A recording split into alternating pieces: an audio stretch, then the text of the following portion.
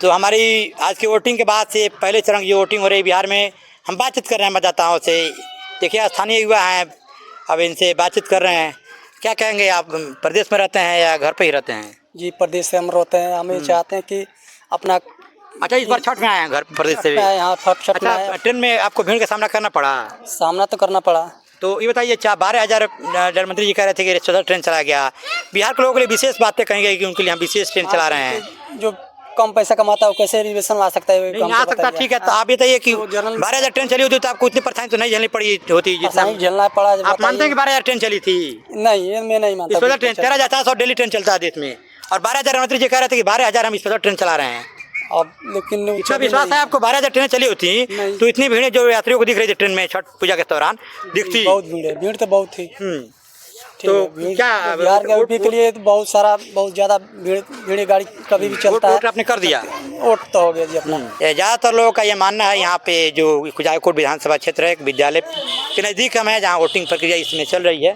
तो हमारा मतलब यहाँ पे जो लोग हैं उनका मानना है कि बदलाव होना चाहिए बिहार विधानसभा इस बार के चुनाव में। तेजस्वी यादव जी का आपने पोस्ट रात में लाइव देखा होगा, तो काफ़ी भावनात्मक रूप से उन्होंने मतदाताओं से अपील किया। फिर जैसे सुबह हुआ है, फिर एक उन्होंने अपने वो सोशल साइट में जो सोशल मीडिया का प्लेटफॉर्म है फेसबुक पे आए हैं, और सुबह भी उनका काफ़ी भावनात्मक पोस्ट आया है लोगों से अपील करते हुए कि इस बार के जो वोट है वो बदलाव के लिए कहना। बाकी अब तो जनता है बिहार की बड़ी संख्या में जो है कि इसमें प्रदेश से लोग आए हुए हैं बिहार में, और तेजस्वी जी उनसे भी अपील कर रहे हैं कि अब किए थे पिछले दिनों की ठेकों खा करके छठ पूजा के बाद परदेसी जो आए हैं लोग बिहार के, वो वापस न चले जाएं, वोट करने के बाद जाएं। 12,000 ट्रेनें नहीं चाहिए, रोजगार चाहिए, नौकरी चाहिए, व्यवसाय चाहिए, ताकि अपना परिवार के पास रह सके, अपने और खुद अपना परिवार के साथ रहे। हम लोग को रोजगार मिलेगा तो हम लोग बाहर नहीं जा पाएंगे। यहाँ तक ले अब क्लियर हम आपको बता दे रहे हैं, जो नीतीश सरकार है वो गरीबों को, मजदूरों को वो ठेकेदार बन चुके हैं। अच्छा। और जो नरेंद्र मोदी है वो गुजरात में फैक्ट्री खुलवा रहे हैं,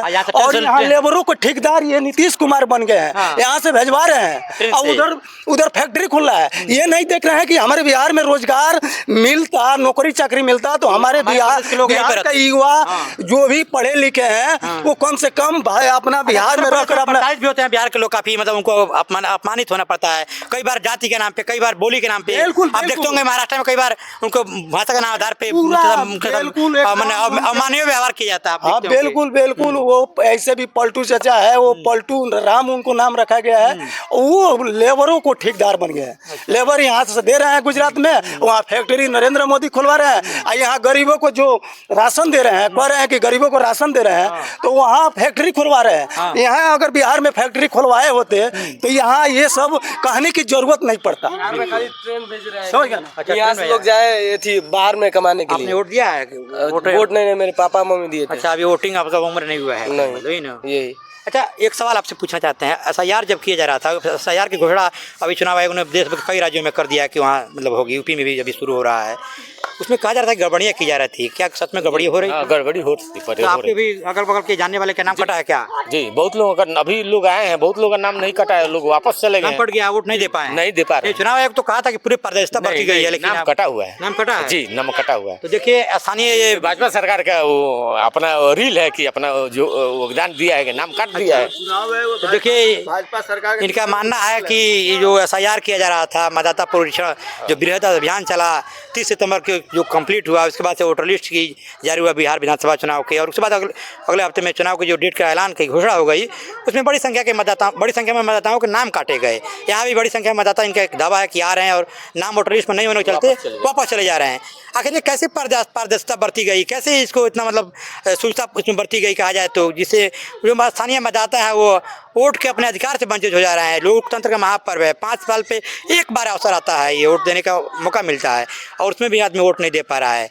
तो सोचिए कितनी बड़ी विडंबना है। और चुनाव आयोग का जो दावा है, ये तो पहले ही इस पर ये अनुमान लगाया जा रहा था कि जितना चुनाव आयोग अपनी बात कर रहा है उतना हकीकत में जब धरातल पैसा हुआ नहीं होगा। हालांकि चुनाव के डेट का ऐलान के 10 दिन पहले तक कहा गया था चुनाव आयोग के द्वारा कि नाम जोड़ जाएगा कोई मतदाता अगर अपील करता है तो, लेकिन समय नहीं दिया गया। चुनाव काफ़ी जब चुनाव की डेट की जब ऐलान हुआ तो ज़्यादा दिन उसमें मौका नहीं मिल पाया कि 10 दिन के अंदर चुनाव कोई मतदाता, और उतने जागरूक मतदाता को भी होना चाहिए, जा करके जिलाधिकारी के समक्ष उसमें आवेदन करना था, तब जाकर आपका नाम जुड़ सकता था। बाकी हमारी बातचीत हो रही थी खुजाईकोट विधानसभा क्षेत्र में, ज़्यादातर यहाँ के जो मतदाता हैं वो बदलाव के पक्ष में बात कर रहे हैं। हालांकि एक पूरे खुजाईकोट विधानसभा में मैं कई बार आ चुका हूँ, तो यहाँ ओवरऑल अमरेंद्र पांडे की ज़्यादा बातचीत लोग कर रहे हैं, जो स्थानीय यहाँ के विधायक है वर्तमान के।